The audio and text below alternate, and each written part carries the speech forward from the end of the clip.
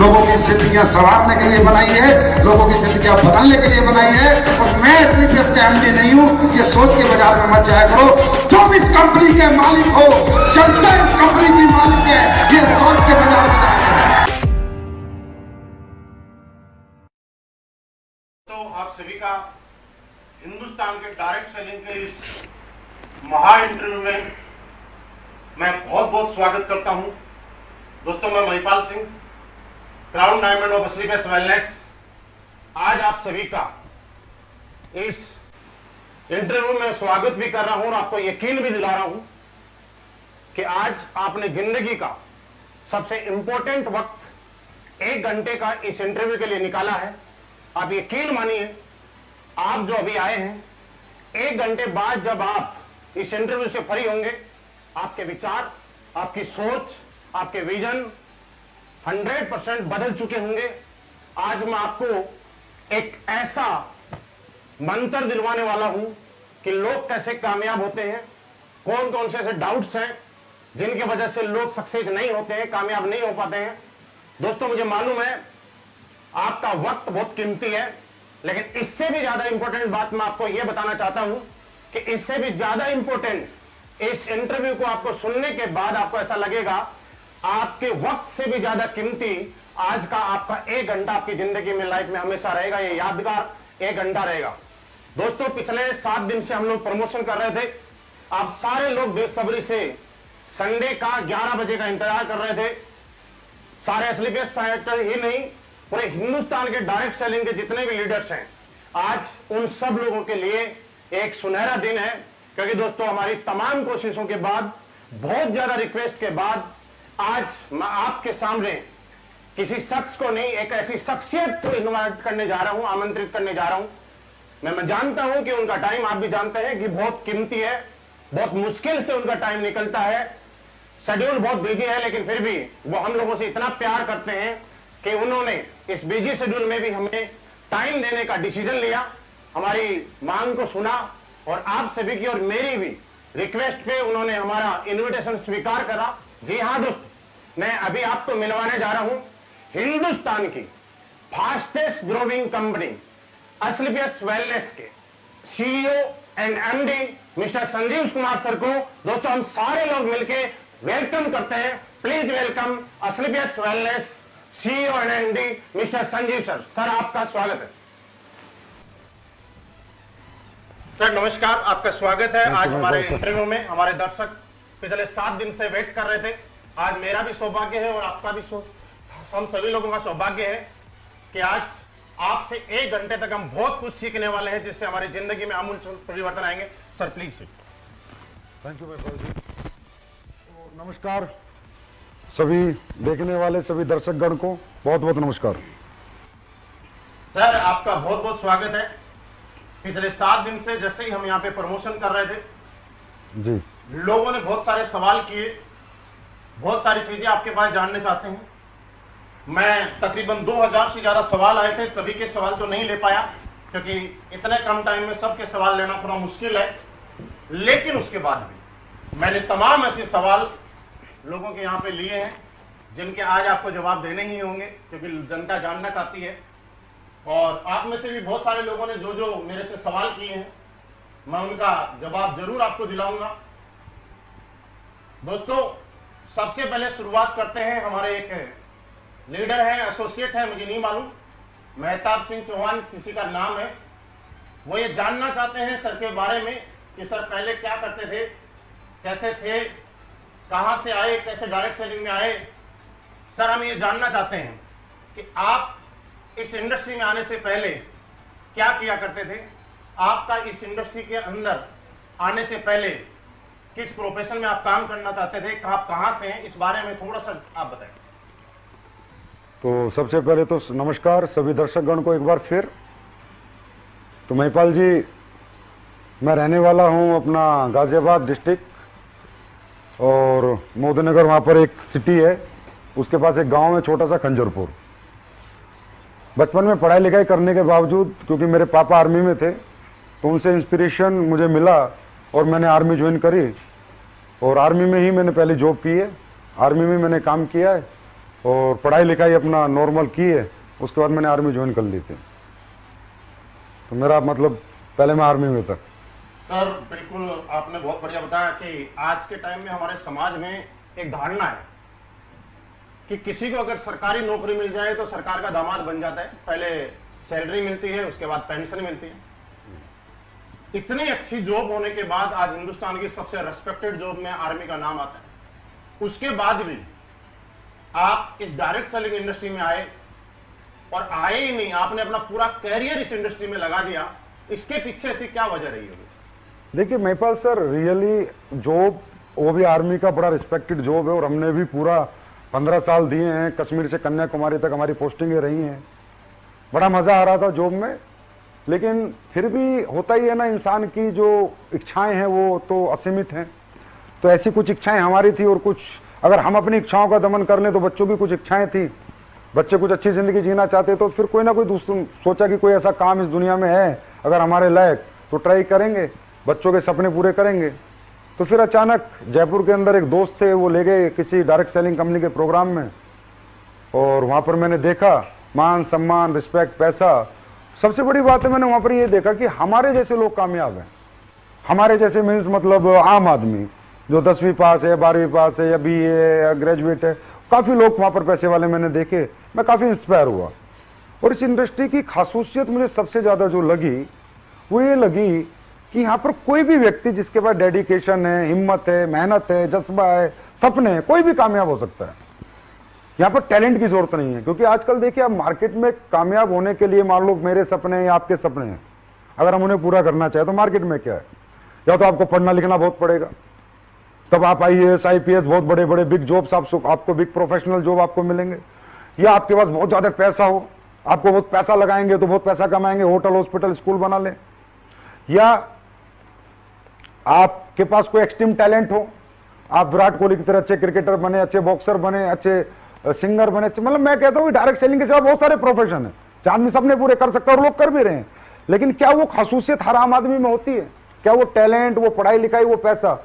तो बस मुझे इस इंडस्ट्री की सबसे बड़ी ब्यूटी ये लगी कि यार जिसके पास यहाँ पर पढ़ाई नहीं है वो भी कामयाब है, जिसके पास कोई एक्सट्रीम टैलेंट नहीं है, सिंगर, डांसर, बॉक्सर, क्रिकेटर बनने का, वो भी कामयाब है, जिसके पास बहुत सारा पैसा नहीं है लगाने को, बिना पैसा लगाए वो भी कामयाब है, क्योंकि यहाँ पैसा तो कुछ लगता ही नहीं है। जब पैसा नहीं लगता तो कोई रिस्क नहीं है यहाँ पर। उसके बाद इस काम में करने में जो सिस्टम है कंपनियों के, डायरेक्ट सेलिंग के जो सिस्टम है कंपनीज के, एजुकेशन सिस्टम, वो बड़ी मदद करते हैं किसी भी आम आदमी को कामयाब करने के लिए। अगर वो नहीं भी काम करना जानता तो भी उसे काम करना सिखा देते हैं और उससे कामयाब कर देते हैं। और सबसे बड़ी बात है कि मर्जी का काम है, मेरी मर्जी में आज करूं ना करूं, 2 दिन ना करूं, तीसरे दिन करूं। और सबसे जो ब्यूटीफुल मुझे इसकी ब्यूटी लगी, बड़ी ब्यूटी, वो था महिपाल जी पैसिव इनकम, कि एक बार मेहनत कर ली जाए जोर लगा के और जिंदगी भर बैठ के खाया जाए। तो ये कुछ ऐसी ब्यूटीज है जो मुझे नजर आई, इसलिए मैंने इंडस्ट्री चुनी, क्योंकि मेरे जैसा व्यक्ति मुझे लगता है यहीं पर कामयाब हो सकता था। 1-2 लोगों ने सवाल किया है, जिनका नाम है अमित शंकर, PM पटेल। ये बात ये पूछते हैं कि सर ये पावर हमें और आप सबको समझ में आती है, लेकिन आज हमारा समाज और लोग, आम लोग इस इंडस्ट्री को लेकर नेगेटिव क्यों? बहुत बढ़िया। क्या नाम बताया आपने जिन्होंने सवाल पूछा है? अमित शंकर है, एक PM पटेल है। तो अमित शंकर जी, PM पटेल जी, आपका सवाल बहुत जेन्युइन है और बहुत रियल सवाल है, और इस सवाल का जवाब अपने अपने एक्सपीरियंस के अनुसार हर व्यक्ति अपने अनुसार देगा। लेकिन जो मैंने सीखा है अपने इस जीवन में, जो समझा है डायरेक्ट सेलिंग में, वो ये है कि अगर समाज किसी चीज के प्रति नेगेटिव है तो 100% वहां कुछ तो नेगेटिव रहा होगा। क्योंकि मुझे जीवन में ये सिखाया गया है, या मैंने अपने जीवन के एक्सपीरियंस से अपनी उम्र में ये देखा है, इस उम्र में, कि समाज इंसान को बनाता है और समाज इंसान को गिराता है। अगर समाज किसी सरकार के प्रति पॉजिटिव है तो वहां सरकार बना देता है, और समाज अगर किसी सरकार के प्रति नेगेटिव है तो सरकार को गिरा देता है। अल्टीमेटली हर कामयाबी की जो वजह है, हर सक्सेस की जो वजह है, वो समाज है।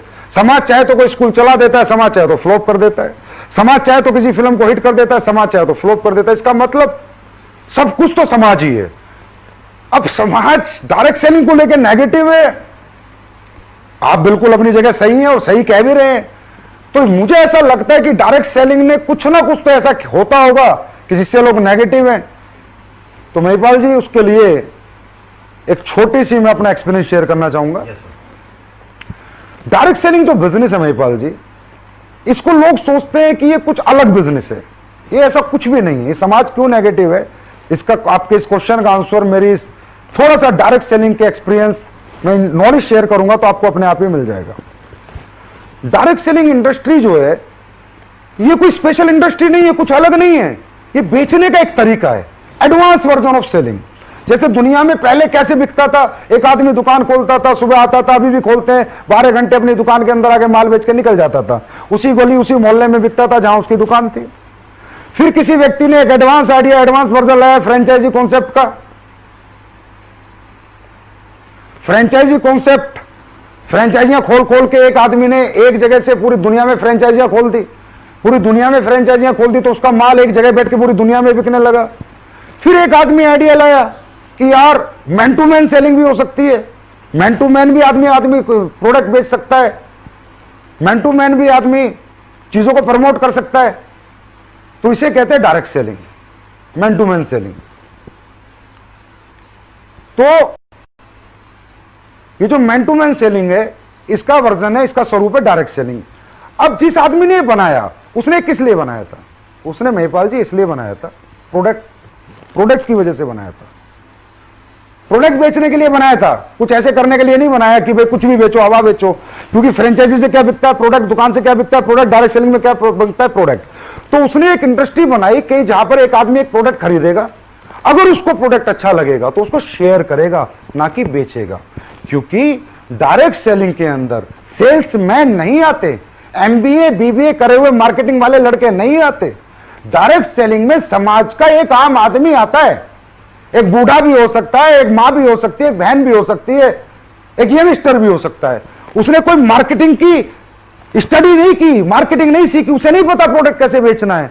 तो डायरेक्ट सेलिंग जो बिजनेस बनाता, ये शेयरिंग बिजनेस बनाता, सेलिंग बिजनेस नहीं बनाता कि आप कोई प्रोडक्ट खरीदें, अगर आपको अच्छे रिजल्ट आए तो आप उसको शेयर करें। अब उसके बाद ये बिजनेस पिछले 100 साल से पूरे वर्ल्ड के अंदर है। हिंदुस्तान में 96 और 98 में आया। 96-98 में जो कंपनियां इसे लेके आई, बड़ी अच्छी कंपनियां थी, बिल्कुल इथिकल प्रोडक्ट के साथ ये बिजनेस लेके आई। इंडिया के अंदर उन्होंने शुरुआत करी, बहुत अच्छा रिस्पॉन्स इंडिया में मिला। मतलब गांव गांव लोग डायरेक्ट सेलिंग में जुड़े। 96 में 98 की बात कर रहा हूं महिपाल जी।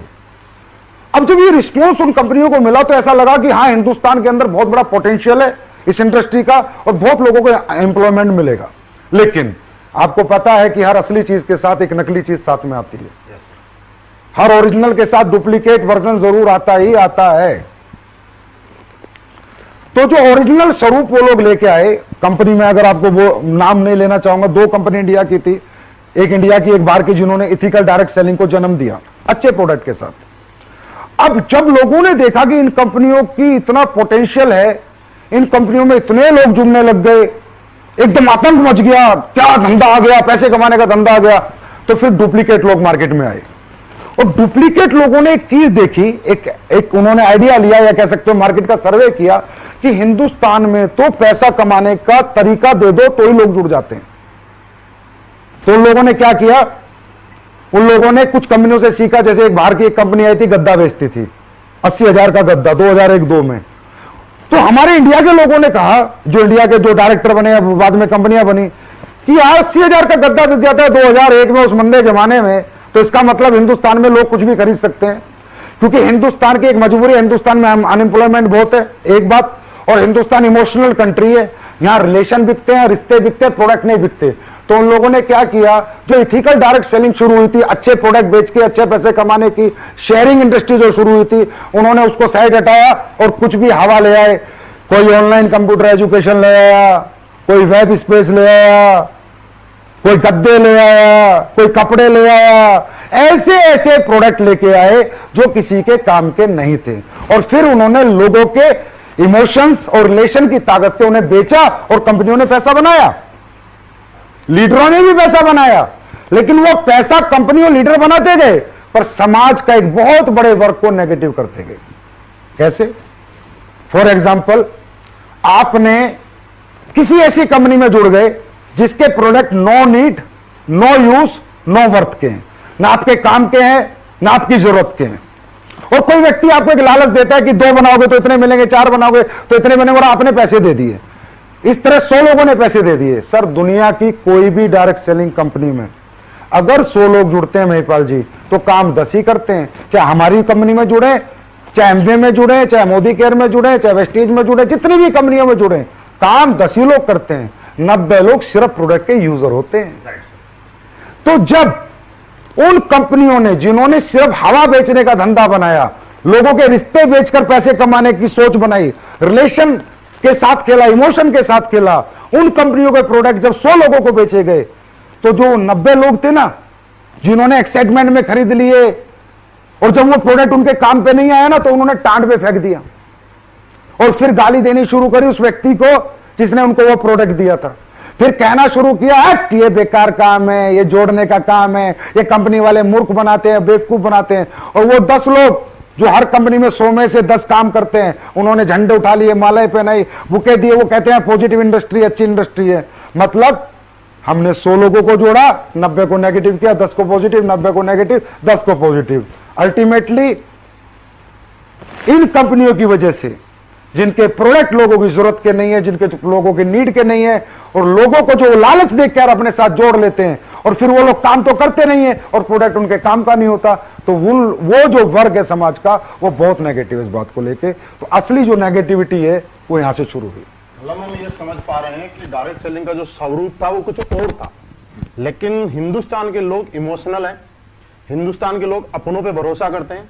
यहाँ पे प्रोडक्ट नहीं बिकते, फेस बिकता है, फेस वैल्यूज बिकती है। उसकी वजह से लोगों ने यहाँ के लोगों को यूज किया, और एक बहुत बड़ा तबका जो नेगेटिव हुआ, उसके पीछे लोग जिम्मेवार नहीं है, कहीं ना कहीं कोई कंपनी जिम्मेवार है। जैसे कि आपने देखा होगा, हिंदुस्तान में धनलक्ष्मी यंत्र, बजरंगबली यंत्र, शनि यंत्र, क्या क्या बिक जाता है। इमोशनल लोग हैं, समझ, बेचारे बहुत सीधे साधे लोग हैं। मामा भांजे के पास गया, भांजा खरीद लेता है, चाचा भतीजे के पास गया, भतीजा खरीद लेता है। वो उसे खरीदता है सर, उसकी विश्वास को, उसके यकीन को खरीदता है, उस रिश्ते को खरीदता है, प्रोडक्ट को नहीं खरीदता। और ये जो कंपनियां हैं जो गलत तरह के प्रोडक्ट लेके आई थी, इन्हें कहते हैं नेगेटिव प्रोडक्ट। अभी नेगेटिव प्रोडक्ट की एक लिस्ट है, वो नेगेटिव प्रोडक्ट लेके आई थी, उन्होंने रिश्तों से खेला, और इस तरह क्या हुआ कि 100 लोग अगर किसी कंपनी में जुड़े तो 90 नेगेटिव हैं। और सर, ये 20 साल से ये काम चल रहा है, तो आप ये मान लीजिए कि समाज का हर एक आदमी किसी ना किसी कंपनी का जला हुआ है। हाँ, ये बात सही है कि डायरेक्ट सेलिंग के बारे में हम लोग किसी को बात करते हैं, तो जब लोगों से बात होती है तो वो लोग बोलते हैं कि दूध का जला छाछ भी फूंक फूंक के पीता है। लेकिन यहाँ तो छाछ के जले हुए बैठे हैं, वो क्या फूंक के पिए। लेकिन आगे मैं बात बढ़ाते हुए आपसे पूछना चाहूंगा, जैसा आप बोल रहे थे कि मार्केट नेगेटिव नहीं था, लोग समाज नेगेटिव नहीं था, कुछ नेगेटिव प्रोडक्ट्स थे जो no need, no worth, no use के थे, जिसकी वजह से मार्केट में नेगेटिविटी आई। तो अगर इतने नेगेटिव प्रोडक्ट हैं, तो फिर ऐसी कंपनियां मार्केट में क्यों चल रही है, वजह क्या है? अब ये बहुत अच्छा क्वेश्चन है। मुझसे भी कई लोग बोलते हैं कि सर, आप बात करते हो इन कंपनियों के बारे में, इस तरह से बताते हो कि इथिकल डायरेक्ट सेलिंग नहीं करते, लीगल नहीं है।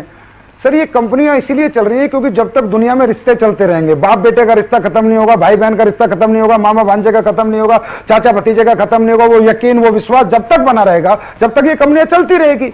दूसरी बात, जब भी इन कंपनियों में कोई आदमी पहली बार सेमिनार देखने जाता है, उसे क्या पता, वो तो देखता है स्टेज के ऊपर, अरे भाई ये करोड़पति, ये अरबपति, मोटिवेशन मिलता है उसे, कहता भाई मैं भी बन जाऊंगा, फिर वो पैसे दे देता है बेचारा वहां पर। उसे क्या पता कल तेरे साथ क्या होगा, तुझे मार्केट से रिस्पॉन्स मिलेगा या नहीं मिलेगा, उसे नहीं पता ना, मार्केट से कल रिस्पॉन्स मिलेगा या नहीं मिलेगा, कल तेरे साथ क्या होगा। तो वो व्यक्ति वो उनके मोटिवेशन के जंजाल में फंस के वहां पर घुस जाता है, और पहली बार होता है। देखिए सर, मैं एक बात बताना चाहता हूं, और जितने लोग सुन रहे हैं इस बात को बड़ा ध्यान से सुने। जो भूखा आदमी होता है ना, यहां पर कौन आते हैं डायरेक्ट सेलिंग में, कौन आते हैं? Middle class, lower middle class, upper middle class. ये सब भूखे होते हैं, इनके पास सपने होते हैं। इन्हें किसी भी कंपनी का पहली बार जिंदगी में जो प्रोग्राम देखते हैं ना, ये उससे इंस्पायर होकर जुड़ जाते हैं। भूखे आदमी को आप कच्ची रोटी दे दो, पकी रोटी दे दो, आधी पकी कच्ची दे दो, बेचारा खा लेता है। लेकिन जब समझदारी आती है तो समझ में आता है कि ये 5-6 साल ये जो तूने मोटिवेशन के चक्कर में निकाले, ये जो इन कंपनियों के चक्कर में निकाले, ये आडंबर में निकाले, फिर बहुत लेट हो जाता है। वो एक कहावत है, when you understand the game of your life you are too old to play. वो 5-6 साल उसके बर्बाद हो जाते हैं। तो ये एक बहुत बड़ा रीजन है कि पहली बार लोग आते हैं और इस मोटिवेशन के जंजाल में फंस के, बाद में जब तक उन्हें बेचारों को समझ आती है तब तक समय उनका बीत चुका होता है। कि पहले आप असलीपियस वेलनेस से पहले किसी कंपनी में काम किया करते थे, मतलब डायरेक्ट सेलिंग किया करते थे। उसके बाद आपके मन में असलीपियस वेलनेस खोलने का विचार आया, कहीं इसके पीछे भी कोई ऐसी वजह तो नहीं रही कि आपका मन में भी पैसे बनाने का मकसद हो या लालच कहीं आपके मन में जाग गया हो, तो उसकी वजह से आपने डायरेक्ट सेलिंग को छोड़कर कंपनी खोलने का डिसीजन ले लिया? इसमें ना महिपाल जी एक सवाल मेरे पास भी आया था। वो सवाल ये था कि सर डायरेक्ट सेलिंग में लोग बहुत पैसे कमा लेते हैं, मर्जीज फरारी ले लेते हैं, लेकिन उसके बावजूद भी उनकी सोशल रिस्पेक्ट नहीं होती। तो वहां से मेरी कहानी वहीं से मैच होती है।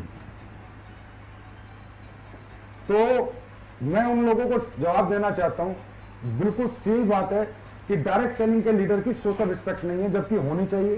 क्योंकि जो काम डायरेक्ट सेलिंग के लीडर करते हैं, लोगों को कामयाब करते हैं, लोगों को नॉलेज देते हैं, टैलेंट देते हैं, मोटिवेट करके रखते हैं, नाकामयाब को कामयाब बनाते हैं। मैं तो ये कहूंगा डायरेक्ट सेलिंग का लीडर से बड़ा धर्मात्मा इस धरती के ऊपर दोस्तों कोई नहीं है, चाहे वो किसी भी कंपनी का डायरेक्ट सेलर हो।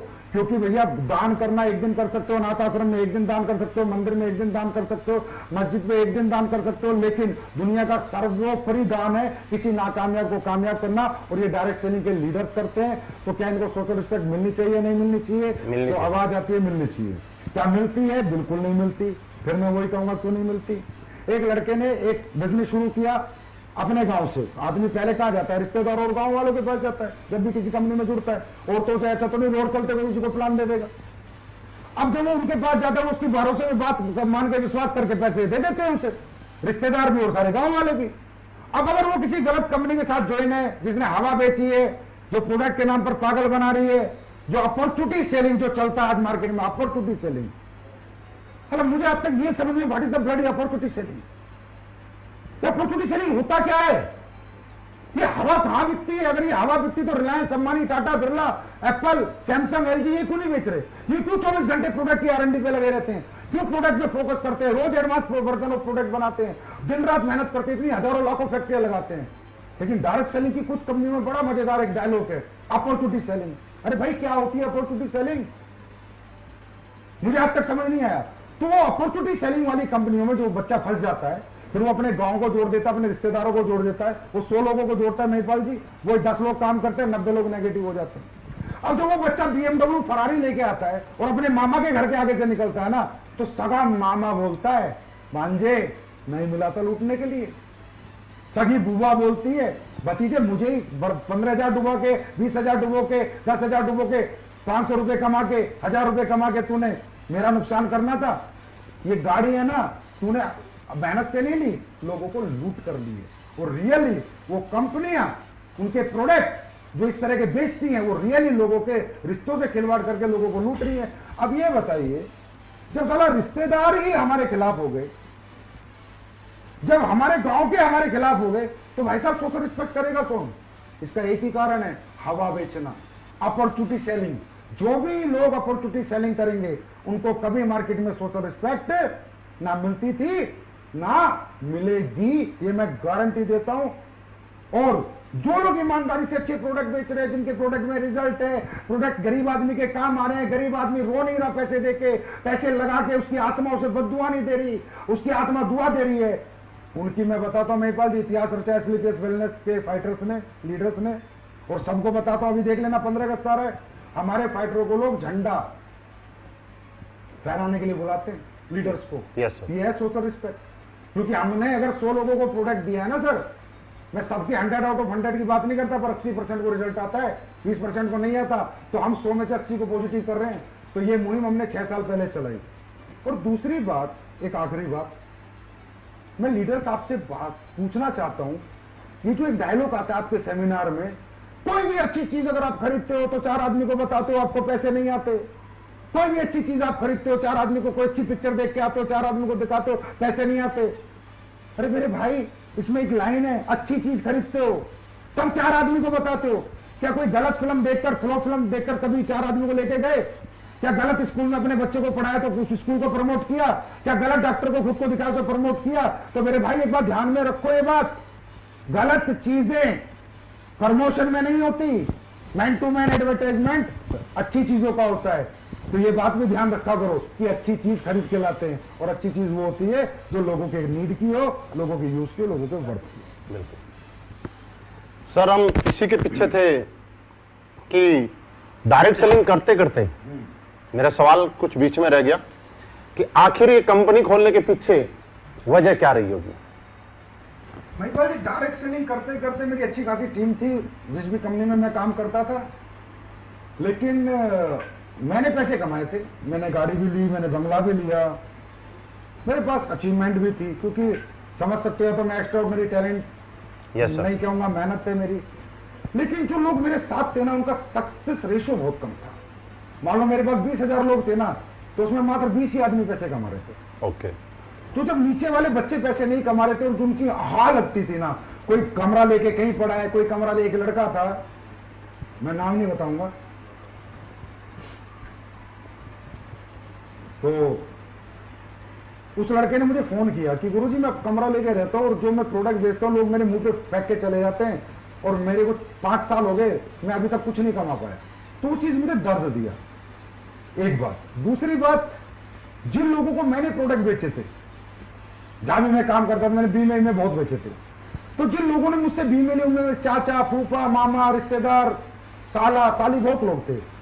तो जब उनकी 4 साल हुए और पैसा लेने गए, 60,000 उन्होंने जमा किया तो उन्हें 30,000 रुपए मिले। 60,000 के 30,000? 30,000, क्योंकि नेगेटिव प्रोडक्ट था ये, मान लो आप। ऐसी पॉलिसियां थी जो किसी काम की नहीं थी, सिर्फ हवा बेची थी हमने। तो अब जब हम गाड़ी वाले बन गए, बनने वाले भी बन गए, तो जिस गली से निकलते हमारे रिश्तेदार बोलते हुए हमें लूट के तूने गाड़ी ले ली, हमें बर्बाद करके हमारे 30,000 डुबो के हरामजादे तू आज बंगले में घूम रहा है, अगर तुझे 1,000 रुपए चाहिए तो भीख मांग लेता।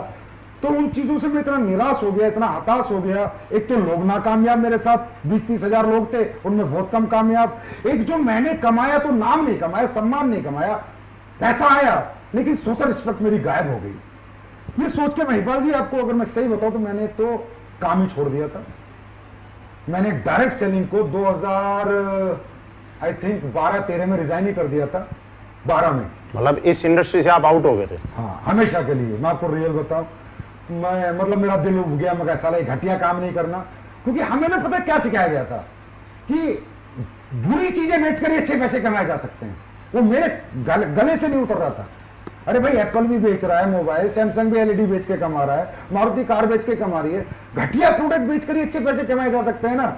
ये बात मेरे गले नहीं उतरी तो मैंने रिजाइन ही कर दिया इस इंडस्ट्री को, और मैं 2 साल के लिए अपना निकल गया, जैसा भी मेरा वक्त गुजरा। लेकिन इस 2 साल में जो है मुझे काफी नॉलेज मिली, काफी आइडियाज मिले, क्योंकि वो कहते हैं ना, डायरेक्ट सेलिंग है, काम तो छोड़ दिया 2 साल, लेकिन इतनी दूरी नहीं बना पाया कि इससे बिल्कुल टच ना रहूं। ये कहते हैं प्लास्टिक का कीड़ा है ना मरता। हाँ, मार्केट में एक ऐसा लोग बोलते हैं कि एक बार जिसके अंदर एक कीड़ा घुस गया वो छोड़ नहीं सकता, चाहे कुछ भी हो जाए। हाँ, तो मैं छोड़ नहीं पाया। तो मैंने फॉरेन कंट्रीज में बात, यूएसए वगैरह के कुछ लोग मुझसे जुड़ गए थे, कनाडा के कुछ लीडर जुड़ गए थे, तो डिस्कशन होने लगा। तो जैसे डिस्कस होता है इंडियन एमएलएम इंडस्ट्री, वहां की इंडस्ट्री, तो काफी डिफरेंस मैंने देखा उन कंट्रियों में ना करोड़ों अरबों खरबों के टर्नओवर से सर डायरेक्ट सेलिंग कंपनियों के कारण, बिकॉज ऑफ प्रोडक्ट। वो लोग कहते हैं, उनकी पंच लाइन है बिजनेस करने की, उनकी बाहर की डायरेक्ट सेलिंग कंपनी की, कि इतना जबरदस्त प्रोडक्ट बनाओ जिसकी टक्कर का ट्रेडिशनल मार्केट में ना मिले। ओके। वो कहते हैं कि अगर तुम्हारी क्वालिटी ट्रेडिशनल मार्केट में मिल गई तो तुमने डायरेक्ट सेलिंग कंपनी क्यों बनाई और क्यों प्रोडक्ट बेचे। मतलब उनका प्राइमरी प्रोडक्ट सेलिंग है, अपॉर्चुनिटी भाड़ में जाए बाद में सेकेंडरी है। और आज इंडिया में अगर मैं बात करूं, सबसे बड़ा टर्नओवर किसका है? एमवे का। क्यों है? प्राइमरी प्रोडक्ट सेलिंग है, 3,000 करोड़ का टर्नओवर है। ये हवा बेचने वाली कंपनी अभी तक नहीं कर पाई, ना कभी कर पाएंगे 3,000 करोड़ का। क्यों? क्योंकि उनके पास प्रोडक्ट नहीं है। तो बाहर जब मुझे ये नॉलेज मिली कि इथिकल डायरेक्ट सेलिंग करी जा सकती है अगर प्रोडक्ट आपका ऐसा हो कि जिसकी टक्कर का प्रोडक्ट ट्रेडिशनल मार्केट में ना हो, आप डंके की चोट पे अपना प्रोडक्ट बेच सको और लोगों को कह सको कि तू हमारी कंपनी से ले, बाजार में तुझे इस क्वालिटी का प्रोडक्ट। मतलब एक बार अगर उस कंपनी का प्रोडक्ट किसी ने यूज किया तो जिंदगी भर वो दीवाना हो जाए उस प्रोडक्ट का। रीपरचेज करे, बार बार हमें याद करे, जिस आदमी ने प्रोडक्ट दिया उसकी इज्जत करे, उसको रिगार्ड करे, उसको दुआएं दे, उसे बददुआएं ना दे।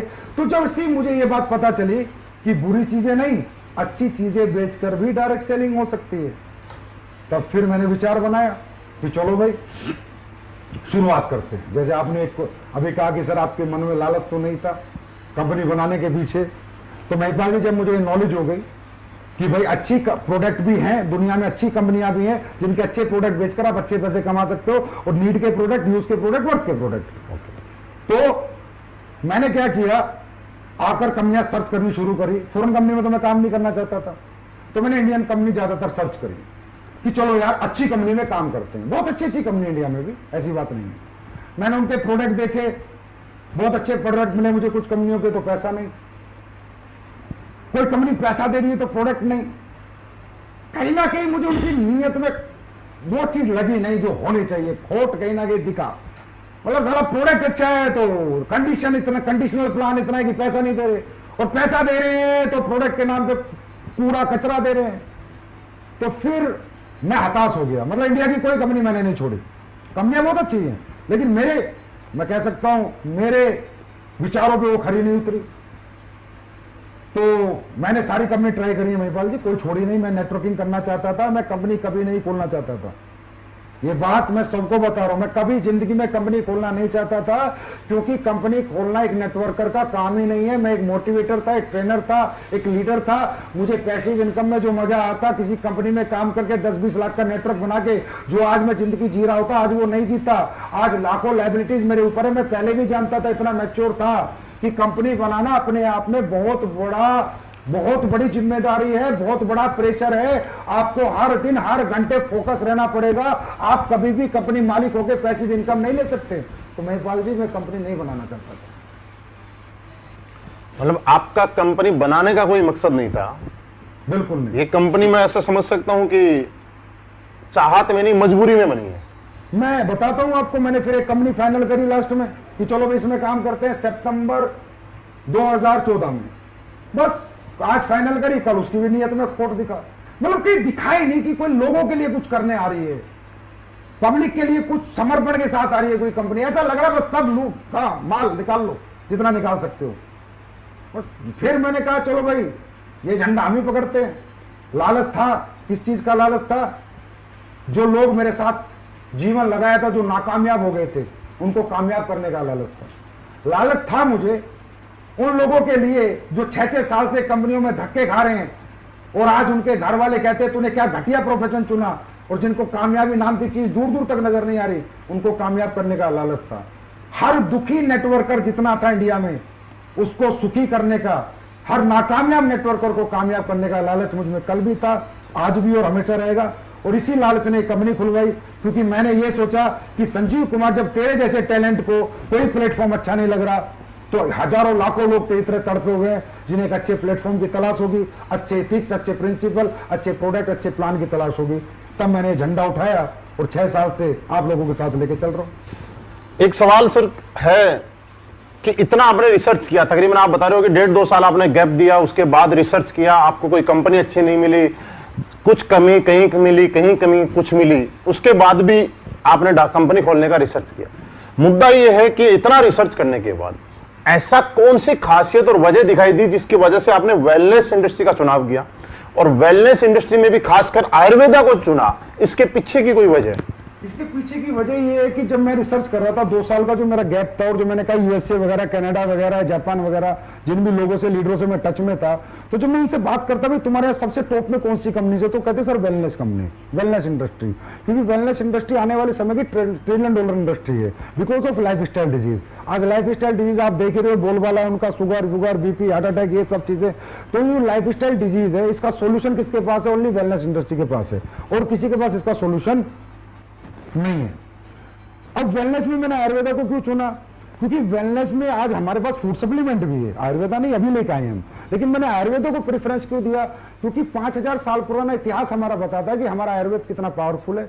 बड़ी से बड़ी लाइलाज बीमारी भी आयुर्वेद ठीक करता है। और अब ये कोरोना काल में भी बताना पड़ेगा मुझे, अब तो दुनिया मान रही है कि आयुर्वेद जो कर सकता है वो कोई नहीं कर सकता। तो मैंने आयुर्वेद को इसलिए चुना क्योंकि मैं ऐसा प्रोडक्ट देना चाहता था जिसमें नीड हो, जो जरूरत का हो, जिसमें लोगों को वर्थ हो, और जिस प्रोडक्ट को लेके लोग बद्दुआ ना दें। मैं कह रहा हूं दुआ ना दे हमें, कोई बद्दुआ भी ना दे, मुद्दा ये था।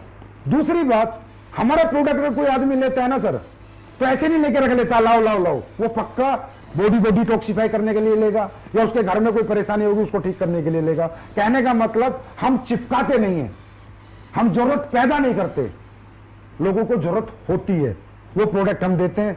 तो आयुर्वेद जो कर सकता है, जो चमत्कार, वो आप हमारे YouTube पे जाके हमारे टेस्टिमोनियल देख सकते हैं कि मैंने आयुर्वेद चुना तो आज उसने क्या चमत्कार किए, क्या रिजल्ट दिए। और आयुर्वेद को कल तक तो मैं चिल्ला चिल्ला के बोलता था सर, आज तो पूरा वर्ल्ड बोल रहा है। सर ये आगे सवाल है, एक मुकेश कुमार भी है, एक राजेंद्र कुमार जी हैं। ये पूछना चाह रहे हैं कि ये प्रोडक्ट हम जिनको भी देते हैं वहां से हमें बहुत ज्यादा दुआएं मिलती हैं, और लोगों के घर में जब जाते हैं तो लोग भगवान की तरह पूछते हैं, जैसा कि आज तक किसी डायरेक्ट सेलिंग इंडस्ट्री के अंदर किसी डायरेक्ट सेलर को पूछा नहीं गया इनका। लेकिन सवाल ये बोल रहे हैं कि एक सवाल आ रहा है कि प्रोडक्ट बहुत अच्छे हैं, कहीं ऐसा तो नहीं है कंपनी शुरू में ग्रोथ करने के लिए प्रोडक्ट अच्छे दे और जब थोड़े दिन के बाद में कंपनी बड़ी हो जाए उसके बाद उसके रिजल्ट कम कर दे।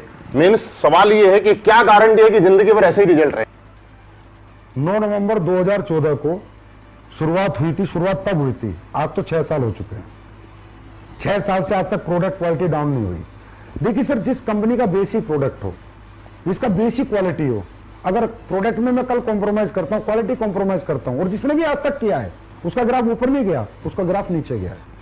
I am the follower of Steve jobs. मैं फॉलोअर हूं स्टीव जॉब्स जैसे लोगों का, जिन्होंने एप्पल जैसा एक ब्रांड बनाया और आज तक उसे अपग्रेड करते चले गए, अपग्रेड करते चले गए, अपग्रेड करते चले गए, क्वालिटी कभी नीचे नहीं जाने दी। इसीलिए उनका फोन लाइन में लग के बिकता है, इसीलिए एसलीपीएस का प्रोडक्ट लाइन में लग के बिक रहा है। कोई डाउट नहीं है कि आज लॉकडाउन जैसे टाइम में भी लाइन में लग के प्रोडक्ट बिक रहा है, क्योंकि मेरी क्वालिटी। अच्छा एक बात बताओ, क्वालिटी गिराए क्यों जाएगी? लालच, कोई पैसा बचाना होगा, इंग्रीडिएंट महंगे हो गए, टैक्सेस महंगे हो गए, हाँ कंपनी को पैसा कम बचने लगा तो प्रोडक्ट क्वालिटी गिरा दी जाएगी। ऐसे गिराते होंगे लोग। बिल्कुल। देखो हर आदमी का अपना अपना बिजनेस मॉडल है, बिजनेस मेंटेलिटी है हर आदमी की। हर आदमी, आपने देखा होगा एक लखानी की चप्पल भी बनती है, रिबॉक की चप्पल भी बनती है। बिल्कुल। रिबॉक का ग्राहक भी है और लखानी का ग्राहक भी है। तो मेरे प्रोडक्ट की जो क्वालिटी है वो मैं इसलिए मेंटेन करता हूं हमेशा, क्योंकि मुझे पता है मुझे आज जो भी कुछ बनाया है एसलीपीएस आज जहां भी पहुंचे क्वालिटी कैसे पहुंची। अब मुझे लालच आ गया, टैक्स बढ़ गया, कोई अभी जैसे आप देख रहे हो अश्वगंधा, गिलोय और अपना काढ़ा और अपना मुलेठी, सुन रहे हो गए आप, रोज टीवी पे आता है, टीवी पे डेली आ रहा है। रेट बढ़ गए इनके, लोगों ने दुगने रेट कर दिए। मार्केट है, हिंदुस्तान है, लेकिन मैंने अभी तक रेट नहीं बढ़ाए जब तक मैं मजबूर ना हो जाऊं। लेकिन मैंने पानी भी नहीं मिलाया। मैं ये सोचता हूं पानी मिलाने से अच्छा, क्वालिटी गिराने से अच्छा पैसे बढ़ा दो ना भाई। अरे पब्लिक या तो एक्सेप्ट करेगी, रिजेक्ट करेगी, कोई फर्क नहीं पड़ता। अब कई कंपनियों में नहीं पैसे मत बढ़ाओ, लीडर नाराज हो जाएंगे, लोग नाराज हो जाएंगे। अरे होने दो नाराज, क्या फर्क पड़ता है? कस्टमर सेटिस्फाइड है ना तो लीडर अपने आप सेटिस्फाइड है। कस्टमर को क्वालिटी मिलेगी, वो खरीदता रहेगा, लीडर पैसे कमाता रहेगा। मैं लीडरों की नाराजगी कभी नहीं देखता कि लीडर कहां नाराज होंगे कहां नहीं होंगे। मैं ये देखता हूं कस्टमर नाराज नहीं होना चाहिए। अगर कस्टमर नाराज है तो लीडर खुश रह ही नहीं सकता। और कस्टमर कब खुश रहेगा? जब उसको क्वालिटी प्रोडक्ट मिलेगा, उसको रिजल्ट आएगा। मैं मतलब शॉर्टकट में बताता हूं जी, अगर मुझे कभी ऐसा लगा तो मैं रेट बढ़ा दूंगा, लेकिन क्वालिटी नहीं गिराऊंगा। सर एक लक्ष्मण ढूकिया जी हैं जो सवाल पूछते हैं कि सर जब मार्केट में जाते हैं तो बार बार एक चीज आती है और कुछ दूसरी कंपनी के लोग भी उनको ये बोलते हैं कि सर एसलीपीएस वेलनेस के प्रोडक्ट महंगे बहुत हैं, इतने महंगे क्यों हैं? भाई देखो ये सवाल मेरे सामने भी बहुत आता है। अब इसका जवाब मैं ऐसे कैसे दूं कि भाई प्रोडक्ट महंगे किए गए हैं, मैंने किए हुए हैं? नहीं, ऐसा नहीं है। इसको ध्यान से समझना, मैं सभी जितने भी लोग सुन रहे हैं ध्यान से समझिए। प्रोडक्ट हमारा महंगा है 100% मैं मानता हूं, लेकिन इसके पीछे कुछ लॉजिक फैक्टर्स हैं, कारण है इसके पीछे। इसके पीछे वो एमएलएम के मालिक वाली सोच नहीं है कि वो बस कुछ भी बनाओ, घोलो पोलो, आईडी में दो निकालो, 2 आदमी जोड़ो और लोगों को बोल दो पैसा कमाओ। नहीं, इसके पीछे है कस्टमर सेटिस्फेक्शन। सर हमारे प्रोडक्ट के लिए मैं कह सकता हूं सबसे महंगा पर सबसे अच्छा। यस, सबसे महंगा सबसे अच्छा। ये महंगा क्यों बनता है? इसके पीछे रीजन लोग जानना चाहेंगे, जानिए आप लोग। और आप लोग इसे सर्च करेंगे, आजकल गूगल बाबा है सारी नॉलेज देने के लिए। हर प्रोडक्ट में एक रॉ मटेरियल डलता है। अब रॉ मटेरियल की सोर्सिंग सबकी अलग अलग है। कोई एक्सट्रैक्ट से ही प्रोडक्ट बनाते हैं, एक्सट्रैक्ट खरीदते हैं। मान लो एक एग्जांपल देता हूं, अश्वगंधा का एक्सट्रैक्ट अगर आप 1 किलो खरीदोगे महिपाल जी तो 1200 रुपए किलो मिलेगा। 1200 रुपए किलो एक्सट्रैक्ट। रेशो मिलेगा 4:1, मतलब 4 केजी अश्वगंधा का 1 केजी एक्सट्रैक्ट है, 1 किलो एक्सट्रैक्ट है, और वो आपको कह रहा है जी 1200 रुपए में। और अगर आप अश्वगंधा को जड़ से खरीद के लाओगे तो रेट है 700 रुपए। अच्छा 700 जड़ का। वो कह रहा है 250 रुपए होना जी चाहिए। मैंने 700 रुपए का पाउडर बनाया है और मैं 1200 में दे रहा हूं। 2800 रुपए का 4 किलो का 700 इंटू 4 किलो 2800 और मैं 1200 कैसे दे रहा है भाई? या तो बैंगन की जड़ मिला रहा है या उल्टी सीधी चीजें मिला रहा है, भूसा मिला रहा है और रसगंधा का पाउडर दे रहा है। अब जो कंपनी प्रोडक्ट बनाती है उन्हें मजा आ रहा है, उन्हें 1200 रुपए किलो का रसगंधा मिलता है, डीएम वाटर मिलता है, बनाती हैं, प्रोसेसिंग करती है, बोतल भरती है, भेज देती है बाजार में। अश्वगंधा है नहीं, उसका नाम है। नहीं अश्वगंधा है पर बहुत नाम आधी मात्रा में, आधी से भी कम मात्रा में मिलावटी। एक्सट्रैक्ट। हम लोग एक्सट्रैक्ट यूज नहीं करते। ओके। सबसे पहले हमारा प्रोडक्ट इसलिए महंगा होता है। कोई भी व्यक्ति हमारे फैक्ट्री में जाए, जयपुर में फैक्ट्री है, जाके देखे, हम एक्सट्रैक्ट यूज नहीं करते, हम रो हब्स यूज करते हैं। अब रो हब्स जो लोगों को 1200 में मिल रही है, जितनी भी कंपनी काम कर रही है सबको 1200 में मिल रही है, मुझे 2800 में मिल रही है। मेरा आंवला है, मेरा आंवला मध्य प्रदेश जंगलात से आता है। जंगली आंवला मैं यूज करता हूं। मैं ये आंवला जो आपका बाजार में बिकता है यूज नहीं करता, मैं जंगली आंवला यूज करता हूं। बाजार का आंवला 100 रुपए किलो है तो जंगली आंवला 400 रुपए किलो है। जिनसिंग है, जिनसिंग आप फैक्ट्री में किसी को भी भेजिए, अचानक भेजिए, अकस्मात भेजिए, किसी को भी बोला जाके निरीक्षण कर छापा मारे स्लीपेज की फैक्ट्री पे। एक कोरिया की जिनसिंग है जो 2500 रुपए किलो आती है, एक चाइना की जिनसिंग है, एक एग्जाम्पल है रेट का, 1000 रुपए किलो आती है। हम कोरिया की जिनसिंग यूज करते हैं। लेकिन दोनों है जिनसिंग, दोनों जिनसिंग है। स्पैरुलिना है, हमारा ओरिजिनल स्पैरुलिना, चाइना का स्पैरुलिना जो आता है ना सर 1000 रुपए किलो है, हम यूज करेंगे वो 5000 रुपए किलो के। एक एग्जांपल से बता रहा हूं, हमारा raw material quality upper level का है और रो है, रो हब्स यूज करते हैं। उन हब्स को हम उबालते हैं, फिर जड़ से लेके पूरा फल तक उसका काढ़ा निकालते हैं, फिर प्रोसेसिंग करते हैं, तब हम चीज बनाते हैं। तो प्रोसेसिंग, रो मटेरियल क्वालिटी, ये सबसे ज्यादा इफेक्ट होती है। एक एग्जांपल देता हूं, सब लोग सुनो, कोई एमडी इतना सच नहीं बोलेगा। तुलसी बाजार में आप किसी भी कंपनी से बनवाओ, तुलसी 20-25 रुपए में बना के दे देगा विद बोतल पैक। मेरी तुलसी का बिल, कोई भी आके मेरे पास आके देखे, मेरा बिल, मेरी जो कॉस्टिंग शीट है फैक्ट्री की, हमारी 75 रुपीज है। 75 रुपीज हमारी मैन्युफैक्चरिंग कॉस्ट है तुलसी की, तो मैं 308 में बेच रहा हूं। लोगों की तुलसी 20 रुपए में विद पैकिंग बन रही है। आप पूरी इंडिया की किसी भी सप्लायर से ले लो, 20 रुपए में डब्बा पैक करके तुलसी दे देगा। मेरी तुलसी की कॉस्टिंग है ना वो 75 रुपए है, और कोई भी आगे देख सकता है वो। अब क्यों है? अब बाजार की तुलसी के 10 बूंद और मेरी तुलसी का 1 बूंद। बिल्कुल है। तो सर या तो लोगों को लूट लो, बेवकूफ बना लो, या ईमानदारी से काम करना है तो फिर पैसे तो रखने ही पड़ेंगे। अब 75 की तुलसी और 25 की तुलसी में 5 गुना का फर्क हो गया महिपाल जी, 3 गुना का। तो मैं सर्वाइव कैसे कर जाऊं उस रेट पे बेच के? अगर आप चाहते हो उस रेट पे बेचूं तो मुझे कचरा बनाना पड़ेगा, मुझे पानी मिलाना पड़ेगा, घटिया प्रोडक्ट बनाने पड़ेंगे, वो मैं मरते दम तक नहीं बना सकता। तो सबसे महंगा सबसे अच्छा।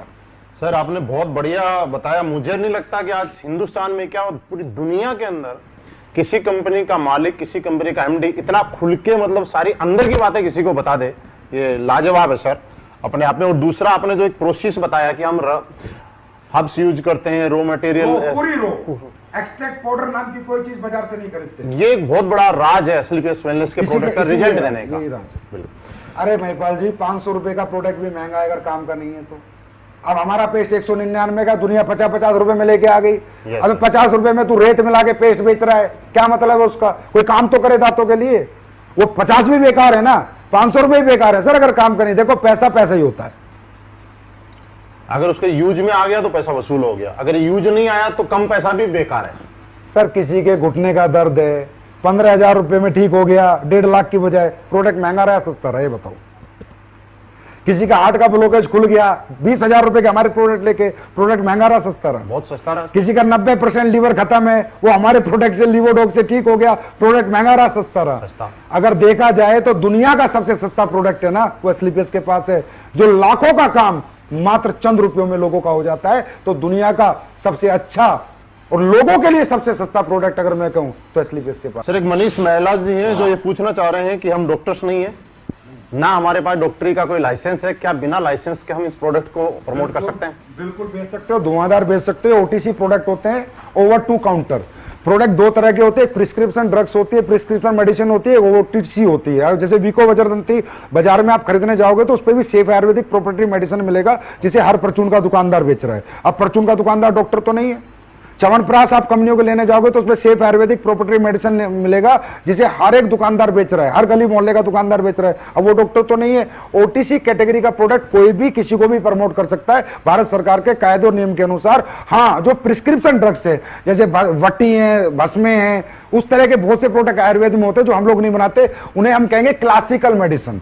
क्लासिकल मेडिसिन दोस्तों हम प्रमोट नहीं कर सकते, सेफ आयुर्वेदिक प्रॉपर्टी हम सब प्रमोट कर सकते हैं, और पूरी हिंदुस्तान की सारी कंपनियां कर रही हैं। ये सब आपके सामने, मतलब ये प्रोडक्ट हम आराम से किसी भी ओवर टू काउंटर, इसको कहते हैं ओटीसी प्रोडक्ट जी। सर, यहां तक आपका सेशन के बाद एक मेरा सवाल है, और ये सवाल बहुत अच्छा सवाल है। आज असलीपीएस वेलनेस का फाइटर, या मैं भी, हम किसी को भी अपने प्लान के बारे में जब बताते हैं तो सामने वाला ज्वाइन करे या ना करे, किसी को 5 साल का एक्सपीरियंस है, 10 साल का एक्सपीरियंस है, फिर भी एक चीज पे सल्यूट करके जाता है कि उस आदमी को सलाम करते हैं जिस आदमी ने प्लान बनाया है।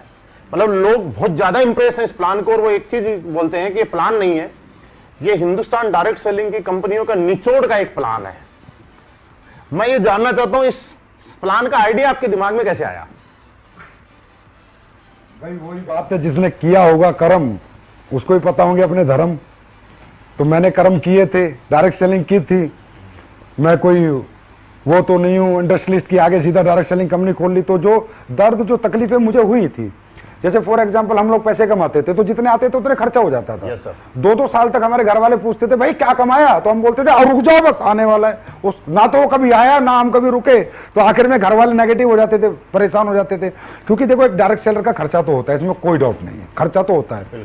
आपने दिवाली बोनस सुना है? हाँ, मतलब आदमी पूरी साल की तनख्वाह को इतनी वैल्यू नहीं देता जितनी दिवाली बोनस को देता है। बिल्कुल, बिल्कुल। और दिवाली बोनस से वो बच्चों की 100% गिफ्टें लेके आता है। घर में कुछ ना कुछ खुशियां आती हैं। बस यही मैंने सोचा कि एक जो हम सेल्स इंसेंटिव देते हैं यार, ये तो खर्चा हो जाए लोगों का, पर सेल्स परफॉर्मेंस बोनस बच जाए, लोगों का बोनस बच जाए। तो आज हमारी कंपनी में क्या है, 300 की टीम भी बनाता है ना तो 1.5-2 लाख घर दे देता है।